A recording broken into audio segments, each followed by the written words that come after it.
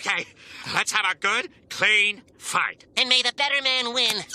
He's nothing but a lying, boneless, ink-squirting, big-nosed phony. Look at that buck-toothed, corn-fed smile. You can't trust him as far as you can throw him. What's going on, Falcons fans? Logan here. Welcome back to Rise Up Rundown, and if you're new here, welcome.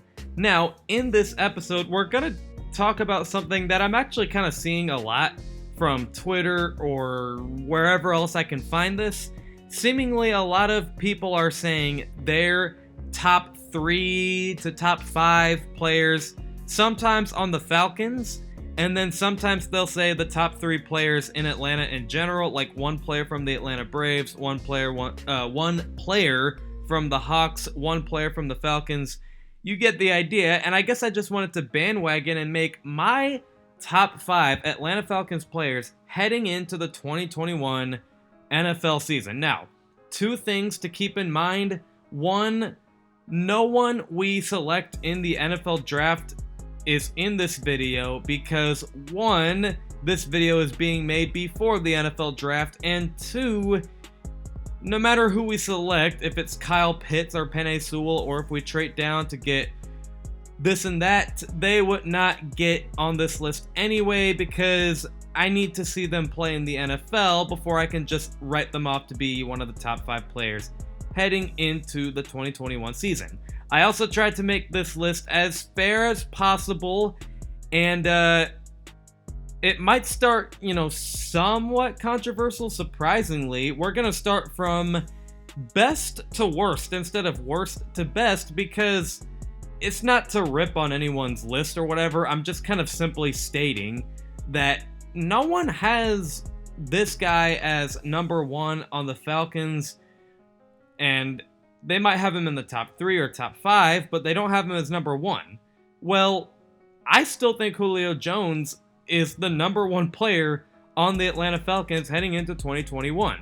Now, statistically, he might not have had his best season, but to me, statistics don't always mean everything to me. Like, sometimes I think statistics are kind of just to win you awards, I guess. Like, if you are trying to get into the Hall of Fame, people just want to see how good your stats are. Oh, did you get this many yards? Did you do this and that? And so, to me, I don't think statistics really matter here for Julio Jones because when I saw him play, he was still Julio Jones. Like, he just still was making these clutch grabs. Like, against the Saints, the Atlanta Falcons needed a big play to go down the field, and while they might not have won that game, Julio Jones still put them in a good spot to win the game. Like, he had a clutch grab, and then that touchdown against the Broncos, I think he sent that defender to the hospital after the game because his ankles were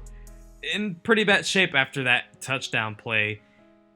And just, if you want to look at stats, I mean, Julio Jones still averages a lot of yards per game. So, yeah, he didn't really stay healthy throughout most of the game, but he still did really good in 2020. Also, not to mention that I think he is the leader on the team. Seemingly, the whole entire team really looks up to what he says. If you remember in 2019, I don't really remember if it was the Rams game or the Seahawks game, but either way, after one of those games, Julio Jones mentions, we have to be better than this, we have to, do better than we are now, and wouldn't you know, the Falcons won 6 of their last 8 games. Like, everyone was saying that they listened to Julio Jones and what he had to say, and then in 2018, when he grabbed his first touchdown of the season, players from the sidelines were actually coming to congratulate him. And it just shows, like, Julio Jones matters a lot in Atlanta. So while he produces on the field, he also produces off the field. And if you have someone that's elite on both categories, on the field and off the field, to me, I think he is deserving of that top spot. And he also knows how important he is anyway. Like, if people ask him if he wants to leave Atlanta, he always says something like, I know what I mean here to the city of Atlanta. I'm not going anywhere.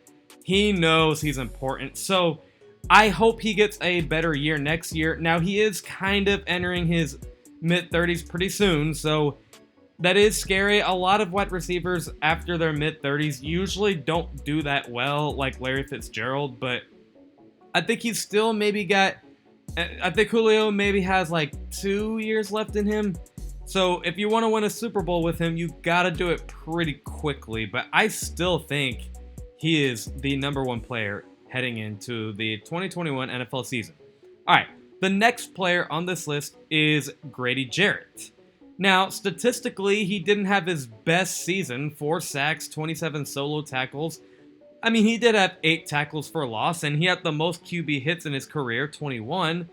But, again, I'm not really caring about statistics right now. To me, I see a player that improves every single year.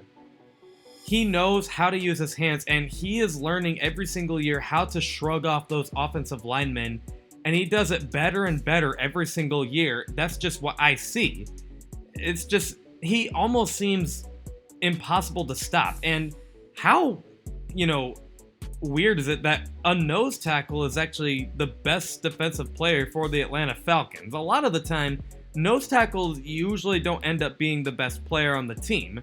Now, yeah, there's Aaron Donald. Some say he's the best player in all of NFL, and he's a nose tackle, so it's not, that impossible to be the best player on defense as a nose tackle. But what I'm trying to say is Grady Jarrett as a nose tackle is the best player on that defense, and he is a leader on the defense as well. I think it's pretty clear the team actually looks up to him, and the defense usually does pretty well when he's doing good.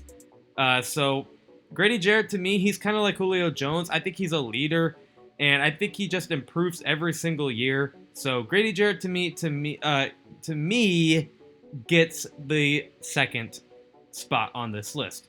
Now, the third player on this list is Matt Ryan. He also statistically did not have his best season.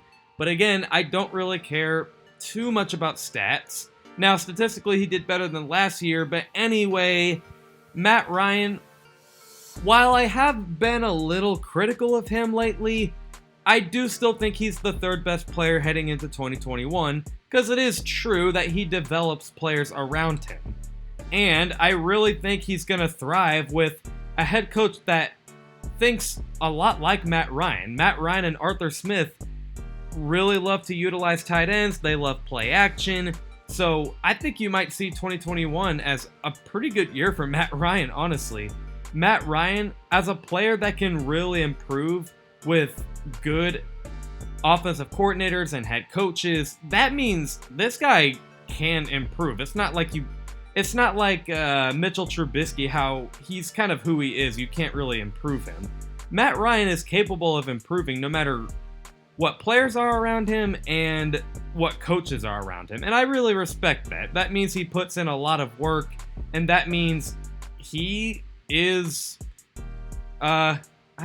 he's adjustable, I guess? I don't really know, but Matt Ryan, good player. I think he's still got one of the stronger arms in the league. He's one of the more accurate quarterbacks in the league. He stays healthy. He's more mobile than we might think, and he is someone that can improve pretty much no matter how good the situation is. So, give me Matt Ryan for number 3. The fourth player on this list finally is Calvin Ridley.